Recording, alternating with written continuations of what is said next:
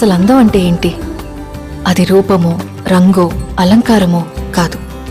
ఏ ఒక్కరి జడ్జ్మెంటో, అభిప్రాయమో కాదు. ఒక కవి వర్ణనో, చిత్రకారుడి బొమ్మో కాదు. మరేంటది? అందమంటే గుణం. అమ్మాయి నయుండి చెప్తున్నా, I don't want people to call me beautiful. దాని బదులు నీది కష్టపడే తత్వం, నీలో కరుణ ఉంది, నీకు ధైర్యం ఎక్కువ, నువ్వు తెలివైన దానివంటే నాకు సంతోషం. Address us by our qualities.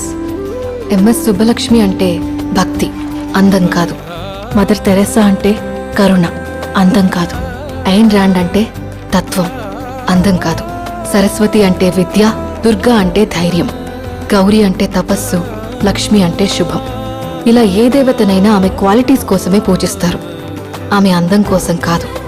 నీ గుణాలే నీ సంతకమవుతాయి, నీ అందం కాదు.